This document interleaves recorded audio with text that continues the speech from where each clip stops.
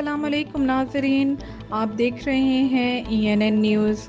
खबर शामिल करते हैं शोरकोट शहर से हमारे नुमाइंदा मोहम्मद शहबाज की। जहां के नवाई इलाके मौजा चांदना में दरिया किनारे सैर के लिए गए रिश्तेदारों के साथ डूबने वाले नौजवान की लाश 45 रोज बाद भी न मिल सकी।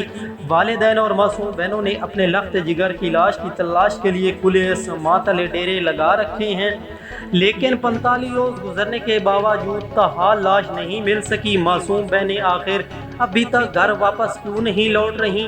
ज़मीन खा गई या आसमान निकल गया? रिश्तेदारों के साथ दरिया किनारे सैर के लिए जाने वाले नौजवान कत्ल हुआ या दरिया में डूबा, 45 रोज बाद भी हल ना हो सका। 22 साल तौकीर बशारत दरिया जिला में मौजा चांदना के मकाम पर 17 मई को दोस्तों के साथ दरिया किनारे सैर के लिए गया, मगर ना तौकीर वापस आया, ना ही आज तक इसकी लाश मिल सकी।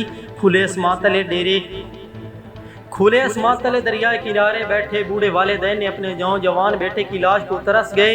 बेबस और लाचार बूढ़े वालिदैन बेटे की लाश की तलाश के लिए जदीद मशीनरी और टेक्नोलॉजी इस्तेमाल करने की दहाइयाँ दे रहे हैं।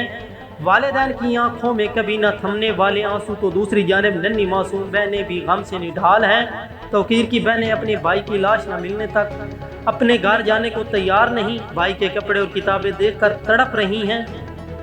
दूसरी तरफ पुलिस ने मुतासरा अहले खाना की दरख्वास्त पर मुल्ज़मान के खिलाफ मुकदमा दर्ज करके इन्हें अपनी हिरासत में ले रखा है।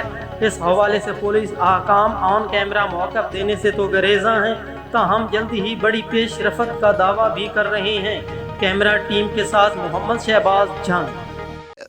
बाप के लिए इससे बड़ी क़यामत क्या हो कि उसको एक बेटे की एक ही इकलौता बेटा था और उसकी नाश तक नहीं मिल रही, ताकि मैं उसकी कहीं कब्र बना के निशानी बना के बैठ सकूं। अब पूरे दरिया जेहलम को मैं कैसे एक कब्र बना लूं? और बेटियां जो हैं वो दरिया का किनारा नहीं छोड़ रही।